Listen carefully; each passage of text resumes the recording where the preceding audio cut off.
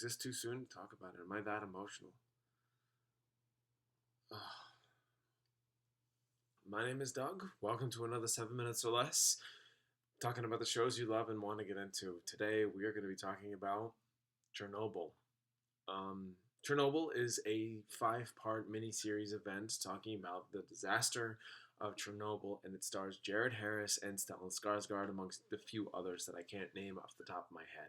And the reason why you're seeing me, because my usual style is just me, narration, you see images, you see all sorts of stuff. I had full intent of actually going in forward, kind of writing out a review, going, welcome everyone, welcome to another 7 Minutes or Less, and I'm thinking, yeah, you gotta just promote this and get as many people as you can to watch this, and then you'll be good. Well, to be honest, a total of 12 people would watch this video right now, and it just would stop.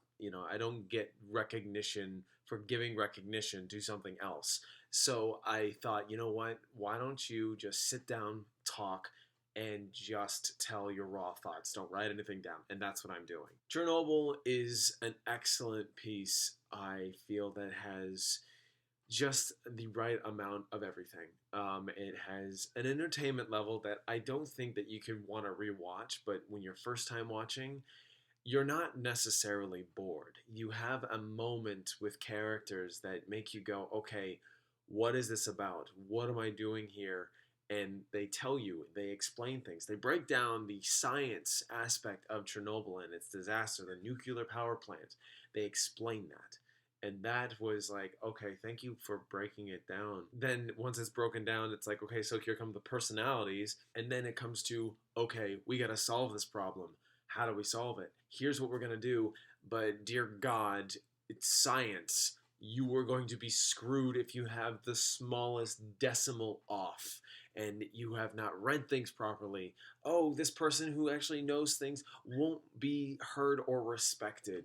He'll be disgraced, or he'll actually be labeled off. That's heartbreaking to me. It just makes me feel like when it even comes down to it, even in the time period, there were so many elements against a scientist, or the nuclear reaction itself was kind of saying, oh yeah, no, this is definitely containable. We've got this. And everything was misunderstood. Jared Harris, phenomenal. I love Jared Harris. He is one of my favorite actors.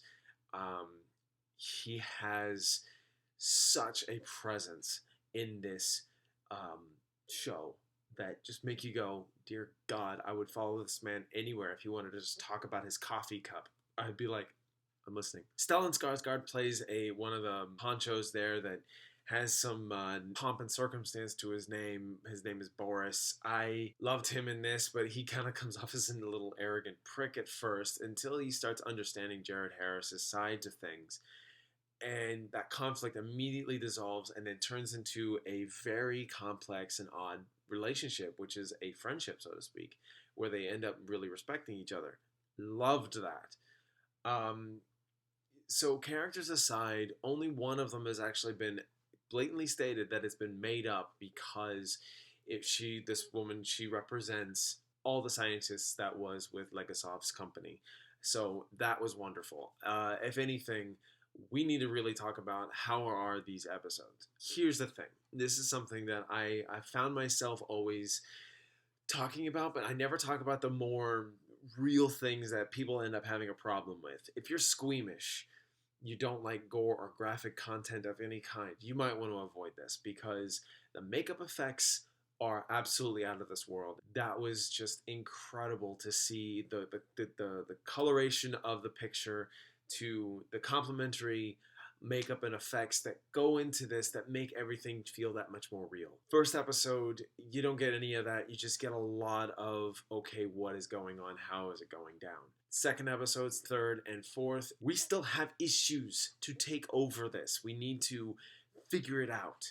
And they have a problem. They have to go in and figure it out even more. And they all have to worry about radiation poisoning at this point, because it's everywhere. Everybody's dying. Everybody's been inhaling it and being attacked by it. One of the things I do have to warn you about is that if you are a lover of animals, this has its reasons for showing you some very brutal, graphic depictions of animals being hurt.